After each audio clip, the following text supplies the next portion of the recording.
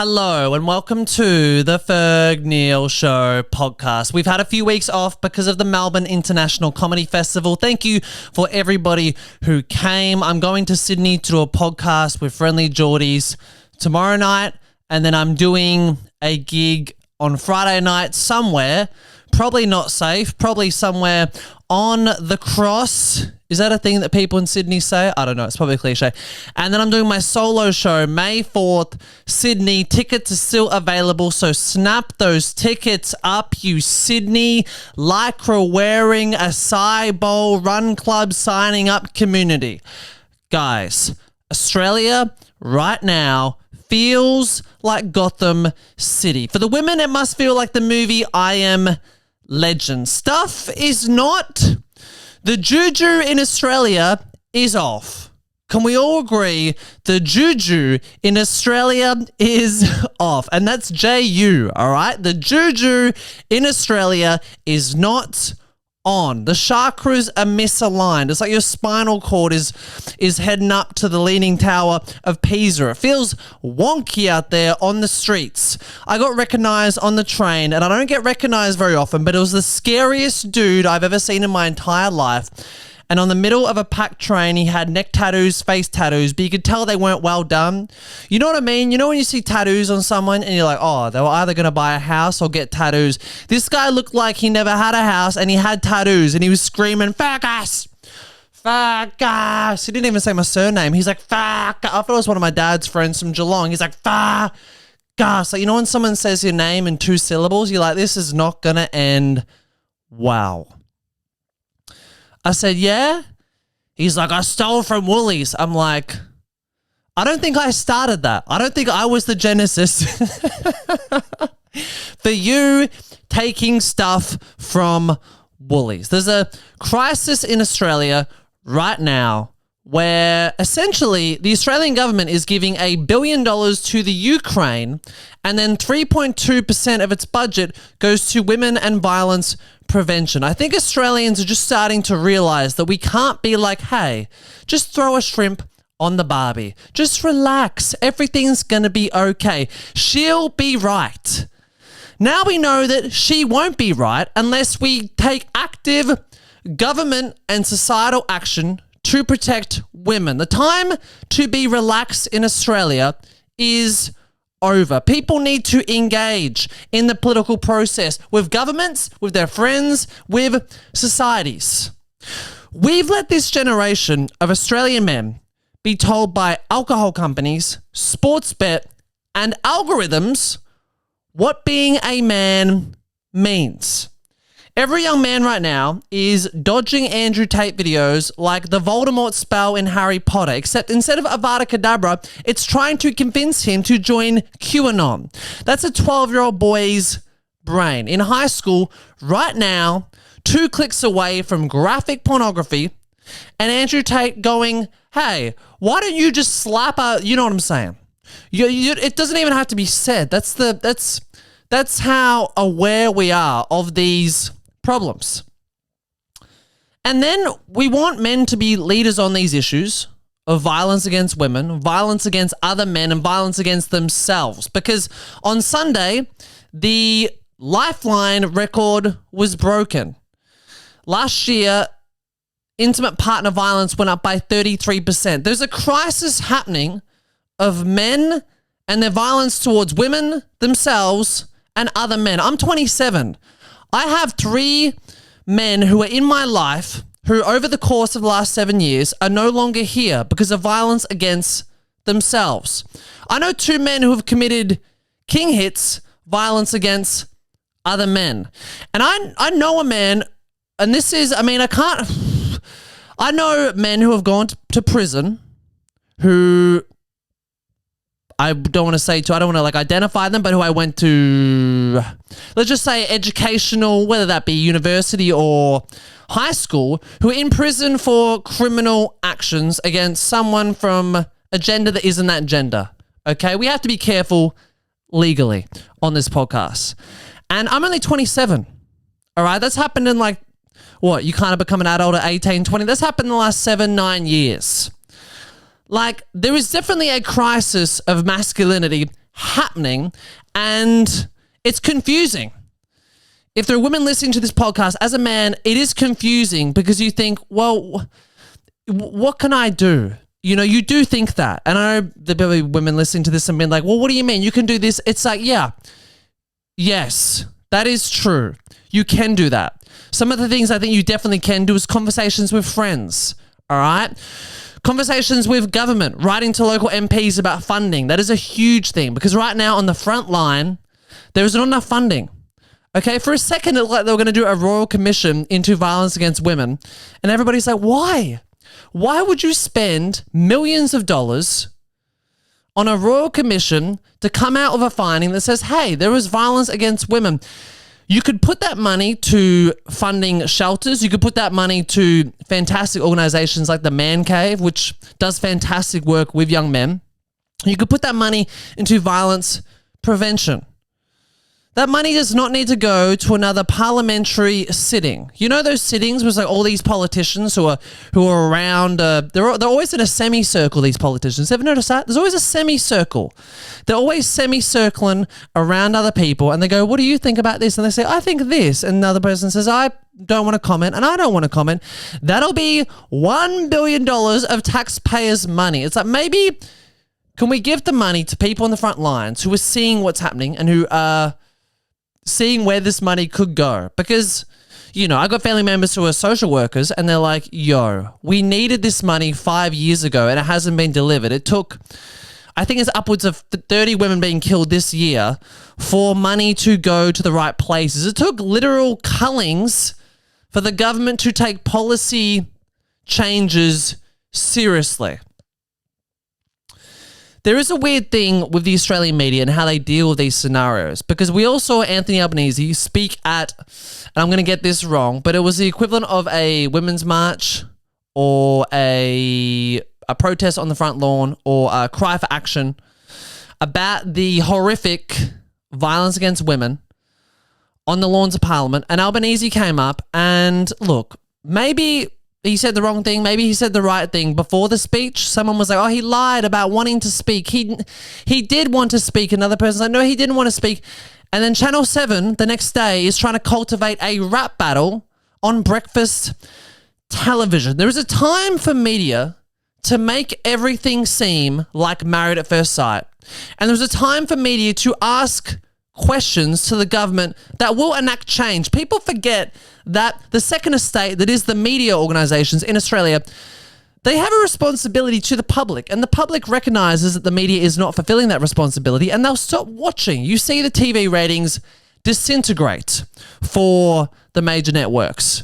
Why is that? Maybe because instead of asking the government why only 3.2% of the budget is spent on women and violence against women, you come out and you have like all these split screens of being like, well, they said this and they said that. And you're just chucking tinder on the fire and being like, burn, baby, burn. And Australians start to go, okay, we can watch Married at First Sight if we want this. Like, not everything has to be a reality television show. Not everything has to have producers being like, well, if we say this, that'll be saucy. Oh, yeah. No, that's why you're dying as an industry. That's why you're collapsing. And that's why and I probably shouldn't say this either, but when I got asked to go on Married at First Sight and they did that preliminary interview, the reason we recorded that interview was because the questions that they asked people, where they're vetting people, are truly, they're a horror. They're a horror. They'll be like, have you ever seen a woman and thought so-and-so? Have you ever done this? Like, they're asking questions where they're like, I think they're looking for pervs. Like, they're trying to get people on these shows who view women through this subjective, hypersexualized lens. And so we recorded that. I thought that it was for public benefit, having that online, having that on YouTube. And then Channel 9 took it down. It's like, that's a sociological study in what these organizations are looking for when they vet people for reality television. And then those people go onto mainstream TV and then people watch that on mainstream TV and then that affects the culture. I don't think people realize that. Like, these things affect culture. Man, I wish I had that we still have that interview somewhere. My editor, Pat, I think he has that interview somewhere. But essentially, because we showed some Married at First Sight footage, Channel 9 were like, take it down, take it down. It's like, okay, you just didn't want to see what the interview process was for people trying to get on Married at First Sight. That's what that was. And the questions were almost targeting people, like chucking the bait out there for sociopaths. Like, I don't think people realize the producers behind this reality television, they're trying to find sociopaths. And it became quickly apparent when I was talking to these people, they're like, oh, this guy is not going to... He's not going to come out and be like, hey, where are the bitches? Where are these? You know, I wasn't going to come out and do that. I wasn't going to come out and do that. Guys, opening 10 minutes to the podcast were heavy, but it does feel heavy out there in Australia. There's a weight right now. We're trying to shift. We're trying to move through the quicksands. I feel like my waist is in the quicksand and I'm being sucked in. I don't know how to get out. I'm looking for the light, baby. Looking for the Lord. I'm waiting for the Lord to chuck me a branch and pull me out. And I don't know who the Lord might be. Maybe it's... Even like on the train, people they seem sadder. You know, on dating profiles, people are usually smiling. They seem sad. There's a kind of melancholy rippling around the nation that I hope we get out of. I hope that as a country, we get out of this funk. On a positive note, Bailey Smith has started following Fergus Neal. All right, if you don't know Bailey Smith, famous AFL football player. And I've always thought, since he did his ACL, he did his knee, and he's a beautiful man. I'm like, when these AFL footballers do their knees, don't they understand that is a message from God to become an Instagram baddie? You have 1 year on an AFL salary where you don't have to pay... You don't have to play. You have 1 year on an AFL salary where you don't have to play AFL. You can just cruise around on $100,000 and take pictures of your abs. Why is Bailey Smith not becoming an influencer? Why is he not becoming the Instagram baddie we want him to be? These are the headlines happening right now. I think this gives a good pulse on what's going on in Australia. Bruce Lehrmann's lawyers granted more time to consider appeal against judgment. Then the next headline. Domestic violence. If New South Wales coercive control adds work, more funding will be needed as victims come forward, advocate says. Leaving violence payment. Albanese announces $1 billion to help women leave abusive relationships. And then Bonza is the latest victim of Australian... What? Bonza's down? I meant to be flying to Sydney on Bonza. Okay, that's something that we work out post-podcast. Let's click on this, all right? Because it is tough to talk about, but the only way that these things get better as a country is by talking about them. So leaving violence payments of $5,000 will help women escape abusive relationships with money for services, risk assessments, and safety planning. Damn. This is where the money needs to go, doesn't it? Like, the money needs to go to frontline services. That's how you put a stop to this immediately. Okay, you go, hey, money happens now. $5,000 to flee a domestic situation. And then also, what's going on with these judges? Anyone, have a problem with judges who... They come from, elite private schools who have never seen anything happen in the trenches where we all live, and they go, oh, he's committed a murder. Let's put him in jail for 11 years. You're like, this dude is a psychopath. Put him in jail and throw away the key. They're like, no, we're not going to do that because after this, I'm having some creme de la creme by the harbour. You're like, what? Like, people who have never been on a train before and have never been on the front lines of life are having people from those front lines come towards them and they're going, okay, you'll be fine. Take a deep breath in. Take a deep breath out. You're like, no, okay, we do need these people off the streets. All right. And there are ways you can do that that also could happen within the mental health system. Again, I've got a lot of family members who work in the mental health system. And I hope this podcast hasn't come across as preachy. I hope this podcast has come across as me talking about these issues and working through these issues in real time. Every day when you walk down the streets, wait, isn't that that's a line from a movie? Every day when you're walking down the street, everybody that you meet Every time you're walking down the streets in Australia right now, the amount of people who are homeless has gone up. The amount of people who are just in a psychotic episode has gone up. Like after the Bondi thing, I thought it'd be like, okay, maybe we shouldn't have people in psychosis on the street. And then you're like, okay, what can police do about that? And then you talk to people who are police, they go, okay, when someone's in a psychotic episode, we can go up to them, but there were certain things we can't do. It's like, isn't there mental health hospitals? They're like, not really. You're like, what? I thought there were mental health hospitals. It's like, well, those services are full. You're like, what's going on? Wouldn't the Bondi event be like, hey, we can't have people who are in mid-level psychosis, high levels of psychosis, who stop taking the medication, being out on the streets? Like people definitely saw that dude on Bondi walking around and yelling, because we've all seen people on the street who are walking around and yelling and thought, okay, I hope that guy doesn't get a weapon. I hope that guy doesn't king hit me in the face. But it's like, well, maybe you could call police and then police could take active action on that and recommend that person to health services. Is that not a possibility? But it's like, okay, we're under police. It's like, why are we giving... It comes back to this. It always comes back to this for me. Why are we giving $1 billion to the Ukraine? We live in Australia. Why are we not looking after our own citizens first and investing in violence prevention, mental health facilities, and money like women's shelters that will keep women safe? And I'm feeling this as well. You can tell by that breath. You know, it's almost overwhelming, the bad juju in Australia right now. It's almost pressing on your soul. People walking around being like, oh, and then like we've almost forgot about like there's a cost of living. There's just the squeeze, baby. Everyone's walking around like an orange right now, being like, I'm being squeezed, but there's no juice coming out. You can't even have a nice fresh glass of orange juice because you go to Woolworths and they're charging $10 for no pulp. You're like, what? No pulp? What does pulp cost? Why does pulp cost more? Shouldn't that be less? They have to do less to get the pulp. Sydney, I'm coming for you. All right. Some people on my Instagram been like, Ferg, why are you bullying Sydney? I'm like, guys, I'm not bullying Sydney. All right. I'll show you this Instagram post and tell me if this is bullying. All right. Let me know if this is bullying. I said, Sydney. Oh, Sydney. I, Fergus Neal, am here to save your world famously putrid nightlife with just one mic. Sure, you guys are hot and dumb, but that's all that matters in this influencer economy. So respect. I just need you guys to stay up past 7 p.m. for one night. This Saturday, May 4, at my live show. Yes, it will be tough. However, Boost Juice will be served. Cryptocurrency accepted. Run Club is still happening the next day, I promise. See you there. I had a DM. It said, I grew up in Sydney.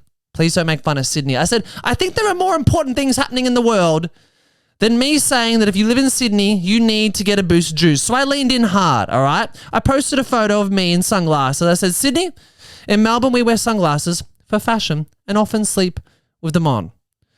Then a photo of me throwing darts going, Sydney, this is our nightlife, baby. Then me in a kebab shop saying, friends, go to kebab shops, which are places Melbourne people enjoy food past 9 a.m.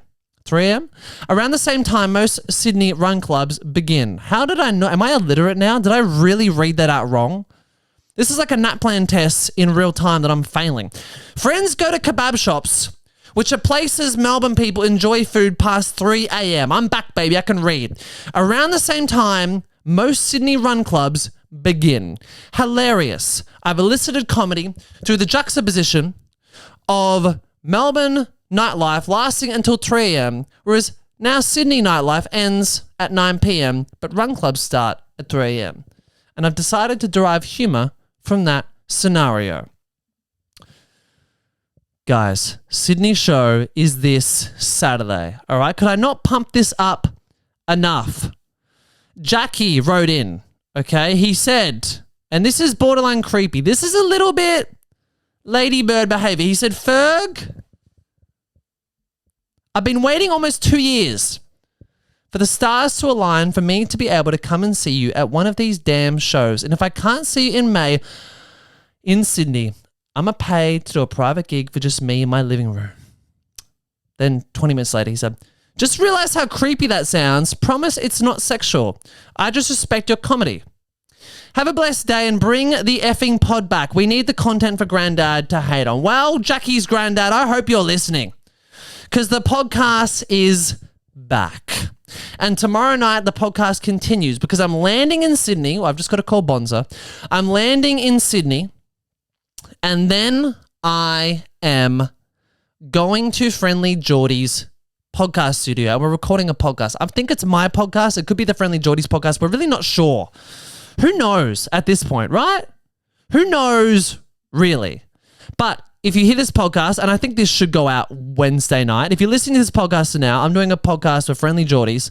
Send me some questions you might have for the great man, the great Friendly Geordies. Terrible haircut, but he's got a great brain. He's got a great brain underneath that haircut. Send me some messages, and when I'm on my Bonza flight, I will read through it. I'll read through it and go, guys, it's happening.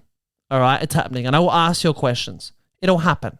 It will happen. I think Miss Live will be in the podcast as well. Okay, just to end the podcast, articles just popped up. What is the government's new plan to address violence against women? And can I just say, this is what happens when there's enough public outrage about things happening in Australian society. If you show enough poise, enough intention, and you direct that at politicians, they have to act. Okay, we went from the government not doing anything to them announcing a $1 billion plan towards violence prevention against women. That happened in 48 hours. That is the power of engaging with the political process. The government's plan to prevent violence against women. The Prime Minister has announced several measures to combat domestic violence following an urgent national cabinet meeting with state and territory leaders. The measures include support payments for people fleeing violent relationships, regulations for deepfakes, and safeguards for young people online. National data released this week showed the rate of women killed by a partner in Australia increased nearly 30% compared to the previous year. Godspeed, men. Talk about this. Talk about this with your friends. Talk about this with your colleagues. Talk about this with your local representatives. Okay? Talk about men's violence against women. Talk about men's violence against other men. Talk about men's violence against themselves. Because talking about it has led to $1 billion in funding. Just remember that. Just talking about this. Just talking about this has led to $1 billion. Guys, my name's Fergus Neal. Come to my Sydney show on May 4th, this Saturday, and come to my Brisbane show on June 1. If you're not going, tell your friends, tell your family, tell your loved ones to come down and support the Fergalicious. My name's Fergus Neal. I love you all. And this is the Ferg Neal Show podcast.